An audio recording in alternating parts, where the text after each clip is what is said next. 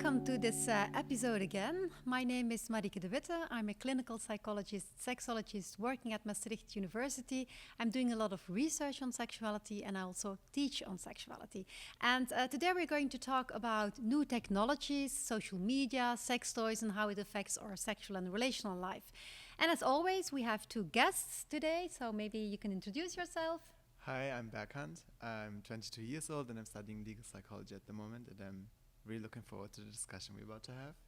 Hi everyone, I'm Bea, your girl Bea. I'm 23 years old, studying third year of psychology, and again, as usual, super excited to be here.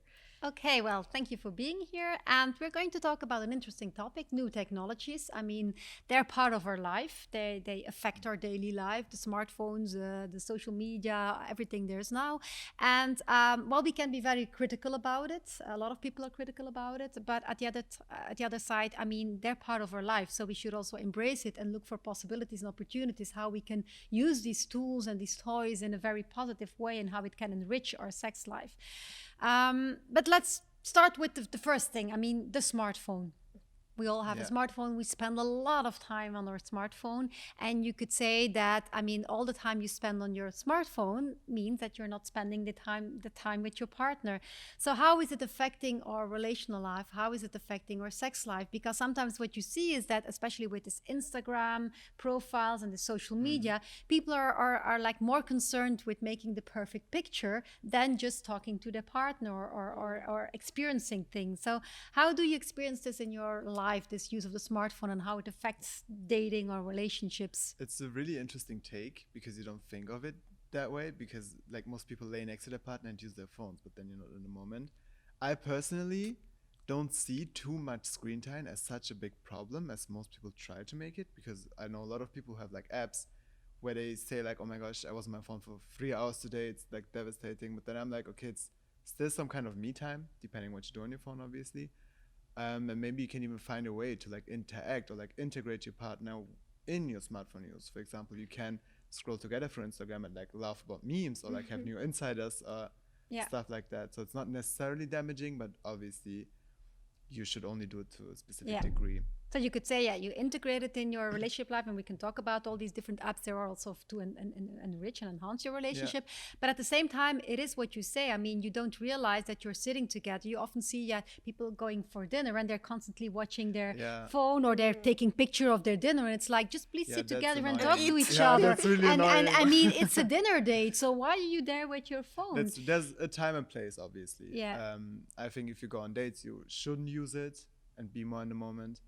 But yeah, if you're like just at home on a Sunday, I think there's nothing wrong with using the phone. Okay, Yesterday I downloaded Tinder again, and I have a very toxic relationship with Tinder because I don't download it to find a partner like on that day. It's basically just, to feed my ego a little bit, and to feel this reward response in my brain where, oh my God, I have a match, means someone wants me, I'm delicious, But But then, like, I just realized, like yesterday I was thinking, it's like we are being put as products, you know what I mean? Like this is a shelf and we are these products. You check my picture and based on that, you decide whether or not you would want me as a partner or a sexual buddy or something like that, And I don't know, I feel a bit weird with that. I don't know, what do you guys think about it? Yeah, you mean here the online dating? That's one of the apps. I mean, we use a lot of, there's a lot of trends in the land of online dating, and we use all these Tinder apps and so on. I think it's a good evolution. I mean, it's a way of knowing each other, learning to know people, and it's actually the same as offline dating. It's just you have a larger pool of potential partners to choose from. That's the difference. But at the same time, there are also some risks involved with this online dating. I think one of the issues, and I mentioned that in previous episodes, is the fact that you need to predefine your type, because you're having this profile and you need to swipe, and then you're just constantly like, I mean, you need to know who you like, and people are very picky. But if you don't have experience yet, I mean, how can you decide what your type is, what your sexual orientation is, what type of partner you want? So I think that's a little bit the risk, that normally you learn to know your type via experience, and now you learn it, you need to predefine it even before you have experience. Also, as Bea says, most people are on dating apps just for the ego, and then it literally just becomes like a swipe contest, and then Exactly. no one is texting each other. Like you match, and then no one Or texts, even- and you're like, for what? Like, why did we match right now? Yeah. And you like start objectifying the people, and it's also about like how you present yourself, because someone looks that way on pictures, or like someone has a cool bio, but then it's totally different in real life. So it really gives a wrong image of like how to find a partner. It's not about like the most admirable, but also about the like vibes you have. And It Yeah. gives also like this bad image into like how you should feel about people, because we live in this time, like especially with Tinder, the rise of Tinder is making human beings and relationships disposable, you know? Yeah. If it doesn't work with this one, no It's worries. like this In 2 consumption That's really idea, this idea of harmful, yeah. consumption, and it's it just so I'm bad. fed up with it, so I take a bite of this cake, or I don't like it, Exactly. I'm It's going to buy exactly- another cake. It's exactly like that. So like it's this small kind of like feelings of connection, but if it doesn't work slightly, you know, like a bit of deviation into the ideals that someone has, you're quickly disposable. And I feel like I'm pretty sure that studies will show that the rise of social media things and like the dating sites brought a lot of feelings of low self-esteem to Yeah. some people. For you sure. know?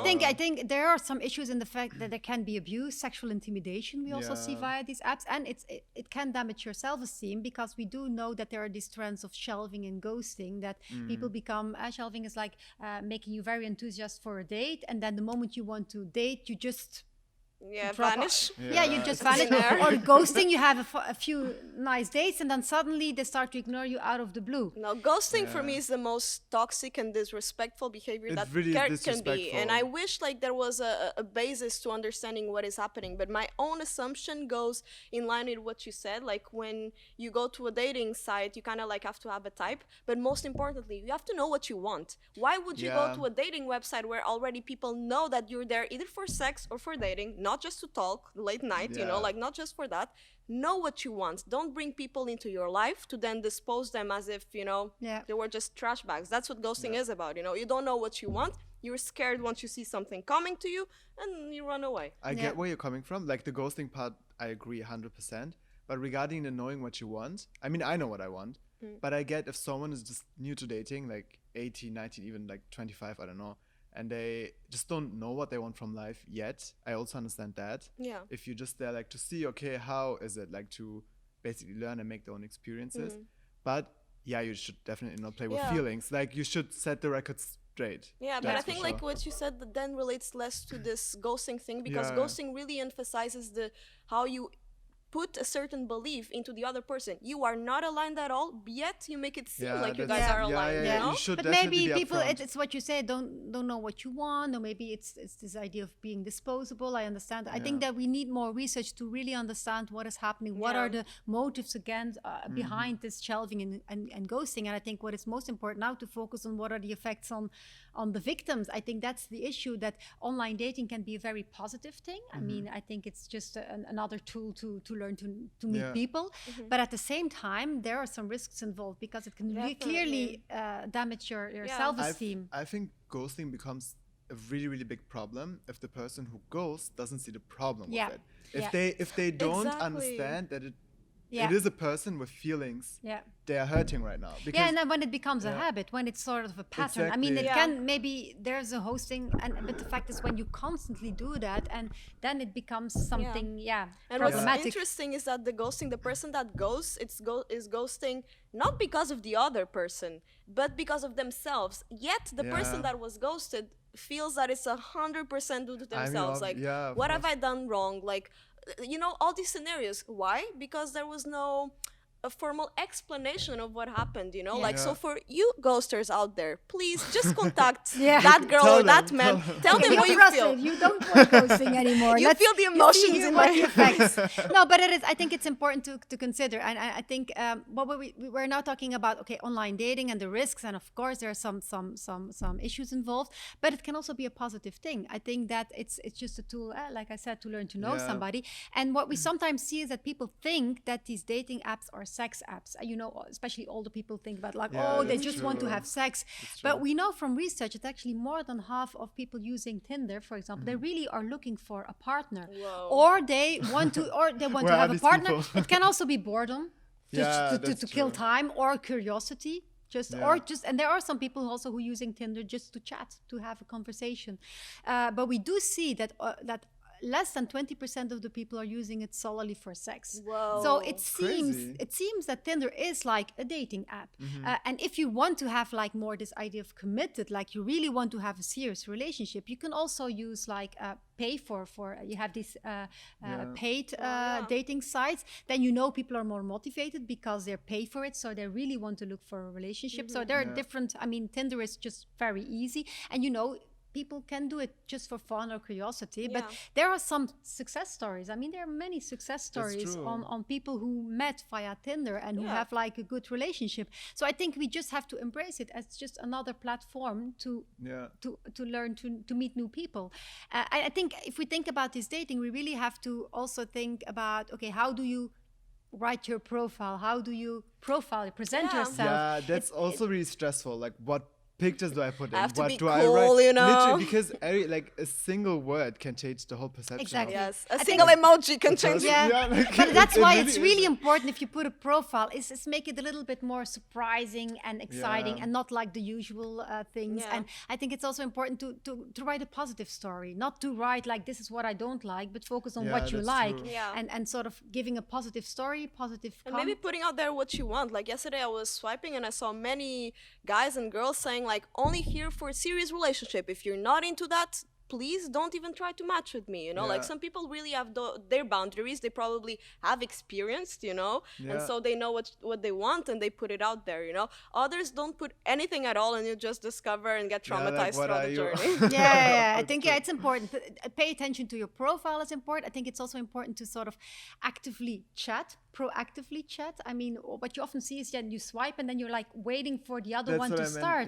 I think it's really important if you use these apps, just don't think about girls and boys and who approaches first. It's about, okay, that's be the proactive. cool thing about Bumble. I don't know if you know the app. No. But Bumble basically forces the girls to text first. And they can't just say hi.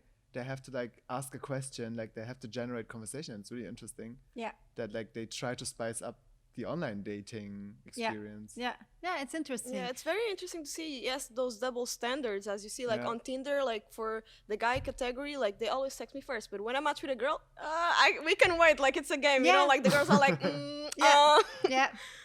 indeed. I think what is also important if you think about the categories, make the categories broad enough. Don't be too picky, especially because when you're younger and you're still exploring, I mean, just make sure that you have a lot of potential partners to choose from, because then, I mean, it makes it more interesting, because then you can explore different types.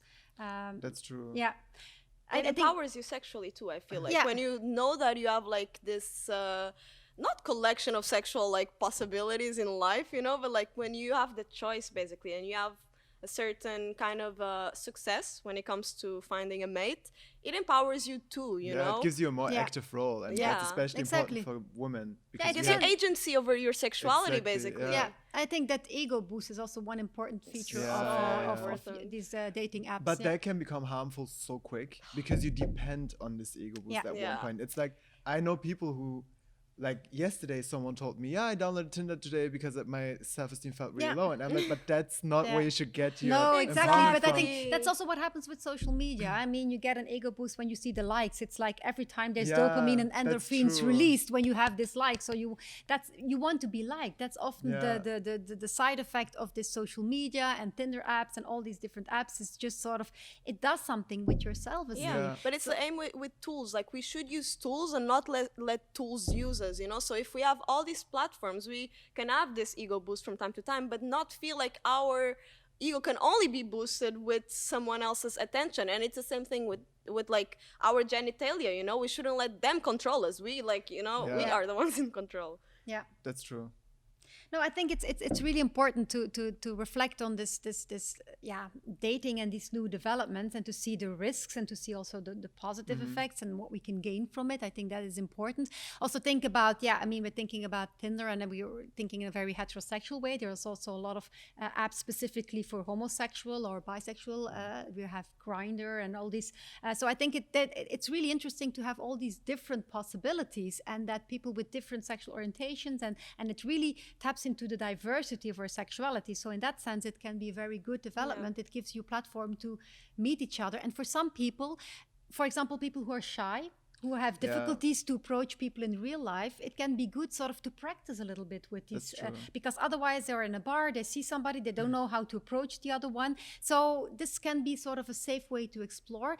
There's of course the risk it can never sort of replace or be a way to avoid Yeah, real life of social course. context. And I think that's one of the things that these apps can also stand in the way of real life connection. So, Yeah. but on the other hand, it can be a good platform, especially when you're younger and you still need to discover, to kind of slowly, understand how dating feels I like. really feel so shared, like torn into like two sides when it comes to this digital dating and digital sex. You know, like Yeah. on one side, I agree with you. It's nice to like have this digital maybe talk. You know, like on Tinder, getting to know each other digitally first, and then like meeting each other in real life. But at the same time, I feel like it's removing this physical connection component. And sometimes I see like I'm super not shy at all and everything, but sometimes when I started talking to the guy first via text message and I'm gonna meet him in real life, I feel shy because I'm like, oh my god, they built this whole image of me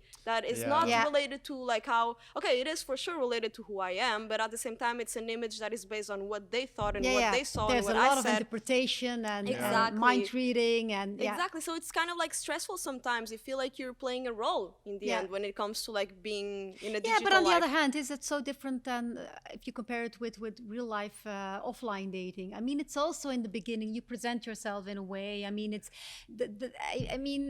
of course the thing is in real life dating you have the nonverbal signs, so it gives you also a lot of information. You miss that when you start with online dating, but at the same time you always present the best version of yourself during the first date, so that's quite normal to have that, and then eventually you become more yourself. But also have more time to think about what you want to say. Also, It's true. Like you definitely got a point. It's similar. You obviously always try to put yourself in a good light, but I feel like if you meet someone in real life, you have more like power over the perception they will have of you. Yeah, that's because true. if you're texting, they will, as Bea said, like have you as an image in their mind, and then make a person out of you, and then that's why some people get disappointed when they see the other person in real life, which is really sad because like you get along but you don't. And so it is difficult at times for sure. That's why I myself, I'm not that big of a fan of like too long texting periods. I'd rather have like, hey, how are you? Okay, let's go for a walk. And go for a date. I think that's really important. And I think it's also important for this first date, keep it a short, public place. That's more safety reasons, because you never know with who you're talking. And I mean, there are instances of people that use these apps to sort of, for abuse and for other issues. So I think you need to be sure to create some safety. I think wasn't there like 2 weeks ago an incident in Belgium? Yeah, exactly. Where like they met up on via Grindr. Exactly. Oh my god, and yes, they I killed saw. The guy, and then the guy was killed. So I think that's a bunch of kids actually. Like it is really traumatizing. It is. It is. So I think we really need to you need to realize that. I mean, if you're chatting with somebody, you don't know who it is. I mean, it's also what we see with pedophilia, for example, that they kind of try to attract young girls, and then it's actually an older guy, and they put on a different picture. They do that like through digital grooming, basically saying things, you know, and really that bad. already points out to like. I think that's one of the risks of that we have to realize, that these online tools are really nice and good, and if they're used for the reason why they need to be used, but it's also there's a lot of abuse. And I think if we go back also to other tools like sex tools and like sexting and virtual sex and webcam sex, I think that's also something. It's the same. It's the idea of, hey, this is nice. I mean, sexting is about sending erotic pictures, erotic messages to each other. You can use that to spice up your sex life. I mean, not only people who are dating or sexting, but also in a relationship. It can be really fun sort of to get into the mood. Even when you're sitting in the same room and you're just sending text and sexting messages to each other, it can really make you horny. So it's nice to integrate. You can use it when you're dating, for example, but there are some risks involved with the sexting. And we all hear these stories about people who their life were destroyed because an ex-boyfriend or somebody at school was just sending around these naked pictures. So you have to make sure that you don't do this when you do not trust the other one. It also is a literal crime. Yeah, like, it is. I don't get why people don't understand that. Yes. Like sharing someone's nude pictures could literally It's get illegal. your case. Yeah, Yeah, it's it's illegal. so bad. But Yeah. also, like, I don't think there's like a hierarchy when it comes to sexual development, but it kind of like pains me sometimes seeing like children, let's say 14, 15, or even younger, going directly to that kind of like behavior, you know, like sending naked pictures and Yeah. everything without having even started their No. sexual development, if you know what I Exactly. mean, and without thinking of the consequences, basically. It is, and it's so much. It seems like a very, it's so much in our society now. Just to sending these pictures, sexting is so Yeah. normal amount. It's part of exploratory behavior. It's Yeah. okay Yeah. to do it, but be aware of the risk. I think first of all, it's always asking for consent. I mean, we have all these guys sending dick pics. Yeah. I mean, that's not. You harassment. cannot do it because there's no consent. You first need to ask, hey, do you want me to share a fantasy? Do you want me to share a picture? And then ask, is now a good time? Because it could be that last week you consented, but now you're not into Yeah. receiving a sex message. So your interest varies. You always have to ask directly, is now a good time? Do you consent? And then think about also make agreements like, hey, I don't want you to save the picture. I don't want you to make a screenshot. Yeah. There are some apps now available that prevent the other one from taking a screenshot. But on the But other there are hand, always ways. there ways you Yeah. have another phone and you take a Yeah, picture. or I mean, flight mode. you like never there's- know, eh? You yeah. never know exactly. But I think it's important. Be careful. If you don't know the person too much, then don't make sure that your head is not on it. There's no recognizable Yeah. background.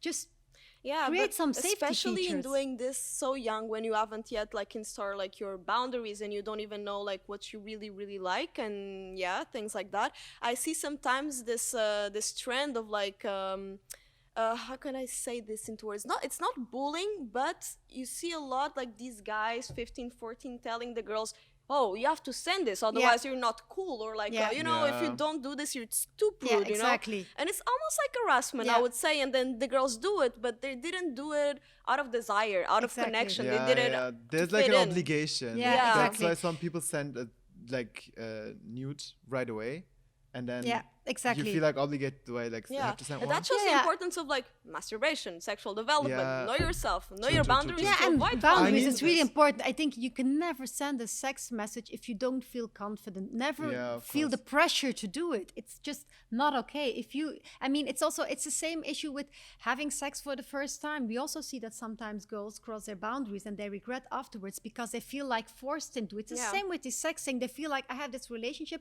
He wants me to send a nude picture of myself. Well, he's my boyfriend, so I need to do it. And they cross their boundaries. So I think we really need to sort of educate young people better about the risks of sexting and about assertiveness and about autonomy and about taking control of your own body and taking control of your own boundaries. And you can do whatever you want. You can explore all these different issues as long as you are confident and you feel this is the right time and I feel secure enough with this partner to do this. What I like about the trend with the nudes is that it normalizes genitalia. Yeah, because exactly. we talked about it in another episode that we see it as such a distinct thing. Yeah. But this way, like when I get nudes from girls, they are always so artsy, Yeah. kinda. Like they make it like so pretty, Yeah. kinda.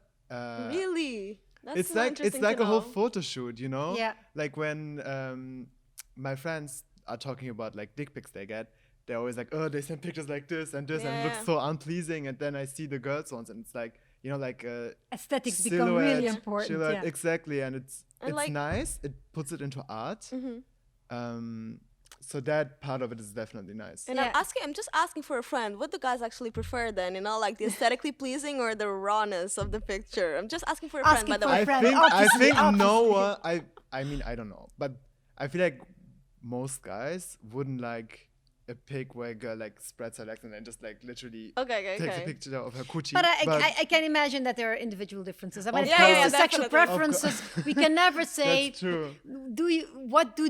there is no average guy and there is no average girl. So I think that there are different. I think that's something also you can sort of talk Yeah. about. Hey, what would you like? Why can you not simply talk about that with your partner? That's like, true, I want to that's make a true. picture that you like. What do you like? What's always nice is the teasing. Yeah. Like it's I see a bit, but I don't see it, and Yeah. like there is a print, but there's none. But you see That's how always cool. what I think is really interesting about this topic is that how much it can be used to spice up your sex life. We Yeah, are that's almost true. thinking, if we think about sexting and online dating, it's like, oh, the risks, the abuse. Yeah. But try to remember the fact that these new technologies are also a good thing if you're in a relationship or not, just to sort of create some That's true. variation. Especially during COVID. Yeah, Like Yeah. especially with distance relationships too. Yeah, and then thinking about COVID, I mean, what about virtual sex and webcam sex, in which you Yeah. masturbate, in which you show yourself, in which you share sexual fantasies? Do people do this nowadays? Is this a good alternative to create some sexual connection? I wouldn't say good, but I would say sometimes it's the only alternative. Like you do it and it's nice. I mean, it's not a bad thing, but I wouldn't ever say it's the same as having sex. No, Or maybe I'm doing definitely it not. wrong. I don't know, but Yeah, Yeah. like I don't know, it's so strange because I'm a super like open person when it comes to sex. Like I can talk any topic of sex with me and like super okay with that. But when it comes to like sexting, doing sex, like sending pictures of your vagina or like things that are very raw like that, I feel extremely uncomfortable. And I've asked myself, why, Bill? Why do you feel this way? Like this is like the last chapter of your life to be a sex goddess, you know? But then like I realized It's maybe not. It's not. I'm 40. I exaggerating. still feel like a sex goddess, please.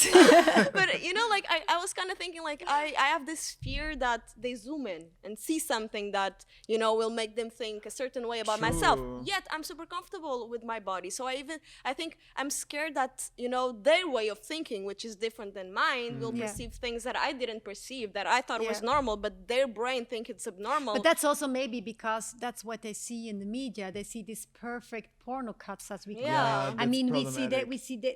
That's the thing. People have this image of how the genitals should look like, because a lot of what we see in the media is photoshopped or touched by a surgeon, and so that's a little bit the problem. And then we are afraid that we will not measure up to this ideal image of how the genitals should look like, But and also- it makes us insecure. yeah, sorry. But no, also, I feel like in school, during sex ed, they should show you different types Yeah, of vaginas. exactly. Like, there are tables where they're Exactly. like, here, these are different kinds.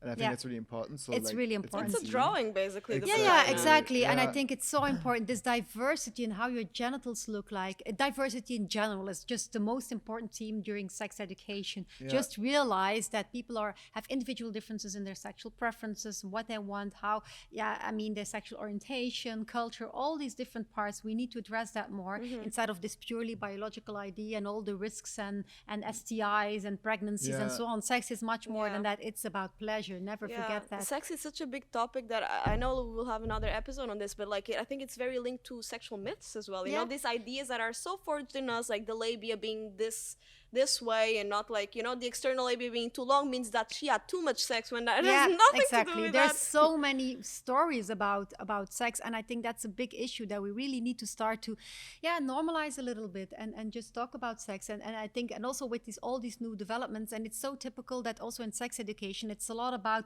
be careful and you can get sick and it will hurt Yeah. and whatever. Yeah. And I think it's so important. And also with these new developments, it's like, oh yeah, we have to watch out, and there's so much risks involved.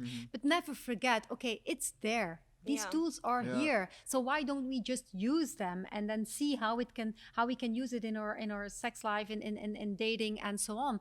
I think what is also much important is webcam sex and sexting and so on. But there's also like this new developments in all these sex toys. I mean, there are different sex toys, especially nowadays when in COVID times that people are not physically present, they live at a distance. How can you sexually connect? And there are like new tools. I didn't know that they existed, but I looked it up, and it was like they have watches, and both wear this watch, and then whenever you think about your partner, you just touch the watch, and then the other Yeah. gets a Yes. signal. I saw Or it. there's like hug t-shirts that you can search if you wear them, and you really feel this cuddle of your partner. I don't know how it works, but it must be something high tech. So I think this is all interesting. Also, you have the remote sex toys. Yeah. You know, this you have like a flashlight for the man and then a vibrator for the woman, and then you can sort of give instructions to the vibrator of your partner, or you can just, or using your vibrator, you can sort of work a little bit with the tempo and the pace, and then you do it slower and faster, and you give instructions to the other one from a distance. So you're actually having sex and controlling the sexual stimulation of your partner while being in another country, for example. It is really interesting. Like the Yeah. idea makes total sense. How do we connect? There's also that weird machine I saw it on Instagram a while ago, where like when you kiss it, Yeah, I'm exactly. the other person scared. has the same and he kisses too. It's like It's like teleporting physical touch. It's eh? a cool idea. I mean, I don't hate it, but it kind of dehumanizes it as So well, hard. because at one point you start closing your eyes while kissing, and it really feels like you're kissing someone, and then maybe you turn into, okay, maybe I don't need to kiss anyone anymore Yeah. because I have this. Yeah. It is interesting. I like the idea though. I think it should never replace Exactly. real life Exactly. social and sexual Yeah. contact. But on the other hand, it can be just a solution. Imagine if you have a long distance relationship, Yeah. if you're living apart for 1 year because your partner is working abroad, or during this COVID situation, I think having these tools can be a way to have some idea of physical touch, and That's sort of true. using these remotely controlled sex toys. These are like high-tech masturbators. And maybe it's not only when you're at a distance, you can also use them to spice up your own sex life, to integrate it. Exactly. I mean, Yeah. also, as I said, it's like a high-tech masturbator, so maybe you can use it to learn to discover your own body more. You can use it actually also, I think, for people with a physical disability who are not able to masturbate Yeah. themselves, to touch themselves, to have this flashlight and somebody else controlling it so they don't need to hold it. I mean, that can be a good way to circumvent this. Or like in treatment programs, I will talk about sexual dysfunctions in a later episode, about premature ejaculation, pain. We have these treatment programs, sort of stepwise programs. You can Yeah. use these high-tech masturbators to sort of do something with it. So it could also be something positive. What I like about the long distance masturbator or vibrator is that it maybe helps you learn how to communicate during sex. Yeah. Because I think it's easier to say, hey, use the vibrator different. I Yeah. don't like it that hard. I don't like it that Yeah. way. And maybe like, you know, it finds its way into your vocabulary Yeah. somehow, which is a really nice idea. Yeah, exactly. I think especially these sex tools are really opening the communication about Yeah. sexuality. I think they encourage and promote communication. I think that's really important.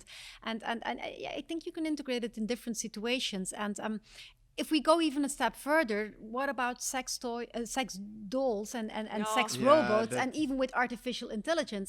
I mean, there are people who are Yeah. really developing a strong emotional connection with these sex dolls. Especially in Asia, I've Yeah. seen, you know. It's But just really that's crazy. exactly like why I feel very like separated in this also sex toy talk. Like I see the beauty in it, I see the potential in it, especially when we see people who maybe have, you know, like more insecurities also, or also the people with disabilities. I see the beauty in those products, you know, and also just sexual freedom.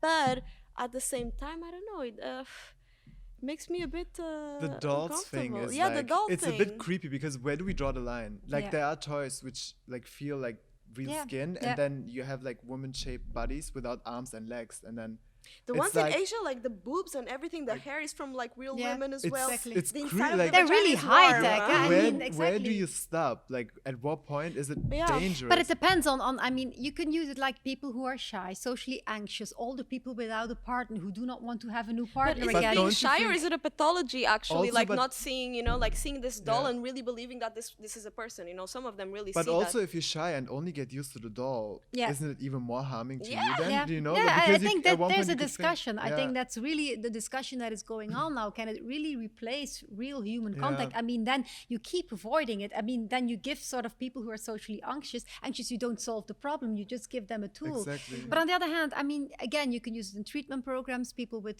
physical disabilities. What about Yeah, people that's with these true. different sexual fantasies? Like Yeah. maybe it's a way to sort of, okay, you can just act on your fantasies in a safe, it's a safe space to Yeah. That's experiment. true. We see like more and more different fantasies rising as like years pass, you know, and also as like technology develops, we see like changes in trends when it comes to sexual interests, I feel like. And so this one of like, you know, having this sex doll, I feel like a sex doll, or like even sex toys and everything, we are still advancing, the technologies are still advancing. My biggest fear is really that at one point in time there won't be this physical human connection anymore, because like we already see it in Tinder in the small scale, how we are products, you Yeah. know, we Yeah. are But on it shelves. goes beyond the sexual domain. I think broader in our society, there's so much technology going on that you could sort of have this claim for anything that is That's developing now. true, It's not that's only in true. terms of human sexual contact, it's about human contact in general and how we sort of use this technology.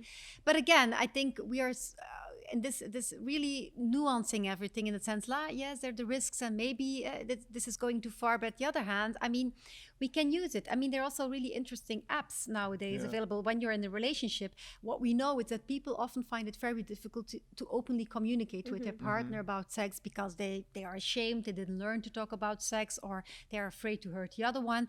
But then you can sort of use apps like Kinder and Spicer and Kindu and then Truth or Dare. There's all different apps that you can use to ask your partner erotic questions in a playful way. You learn to know your partner better on a sexual level. Yeah. So you can use these apps sort of to learn to know each other better, to spice it up a little bit. Also the same with the tools. I think there are so many possibilities to use and integrate all the social media and the sexting and the tools and everything that is available.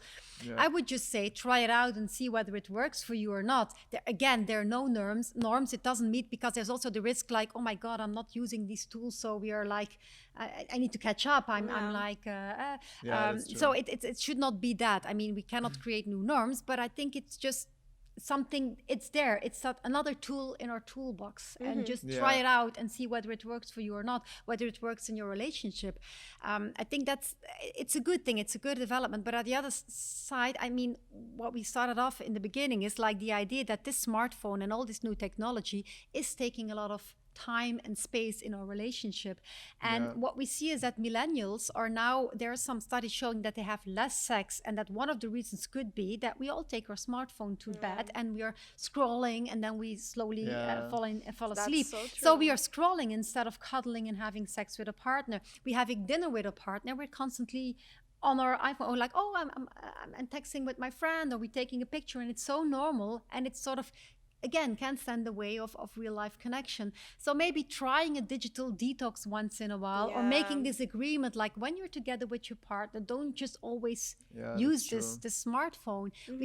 It's just a way of I think it can be a good addition, a supplement to our relationship, but it can never replace. And now it's replacing so much, and maybe that's what people are so critical about. Scared of the future, like thinking about like what are going to be like the next sexual technological advancements, because with this digital sex tools that we see, like in one way, as we said, like really helps people, but on the other way, I feel like it's subliminally feeding new, not disorders, but new problems into our psyche, you know, like shyness, low self-esteem and things like that. So it has this darkness in it, you know, that is fostering. We also see it with porn, we see it with these apps and everything. It really has a toll on our mental health, but it can also be used to do magnificent things. Yeah, exactly. Yeah, and true. I think also what we have to think about in this COVID time is the e-health, the online therapy. I mean, that's also new technology. It's a good thing, yeah. I mean, at a certain point, I mean, for patients, it was really important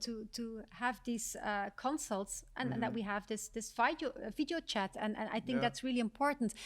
Also, all these apps we have that can help sexual health, like monitoring, tracking, education, awareness, research. We use these apps to understand our sexuality better and to give information, and there are really good apps available. So I think also it's really about finding a balance and using focusing on the benefits of everything it's there, and embrace it, but at the same time be aware of the risks and integrate that in our sex education, especially to young people. And don't be dependent on it. Like the detox, for example, it's not just important in a relationship, but also if you're single.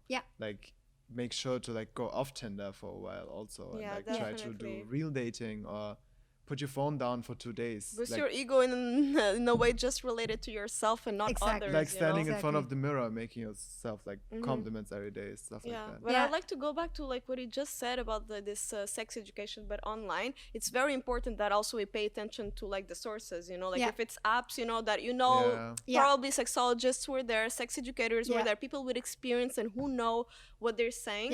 Like, because like this morning when I was like studying for today's talk, I ended up seeing some forums, you know, online, and you see a bunch of children just asking questions, sex-related questions, and the answers that I would read, I was like, Jesus Christ, this is like a 7-year-old kid talking to an 8-year-old kid, basically. I think we need to disseminate like the good. There are good apps available, but there are also low-quality apps that we really need to disseminate the good information so that people read and hear about the right things. And I think this is something we need to invest to also in the sexology. We need to focus more. Okay, it's there. we have all this technology, use it in a positive way, and use it to raise awareness and to educate people and to inform people and to help them. I think that should be also one of the missions of this new technology. There are really good podcasts on. I hope this Spotify. one, Yeah, this can this contribute. Number one. Let's hope that we are doing our But part in also about- educating. Yes, but also about sex ed itself, Yeah. like more like the biological basis, what schools should do basically. Yeah, exactly. Instagram. There are a profiles. lot of good things out there, but unfortunately there's also a lot you of need low to know. quality, and we just need to know and make sure that the good quality The things websites are there. and The apps. vessel with that for that information is not ideal, but it's there. Yeah. It's there.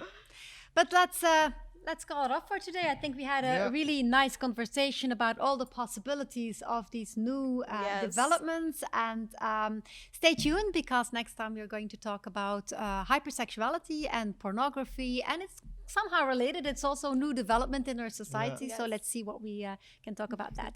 Thank you all for Thank you. listening. Bye-bye. Bye. Bye.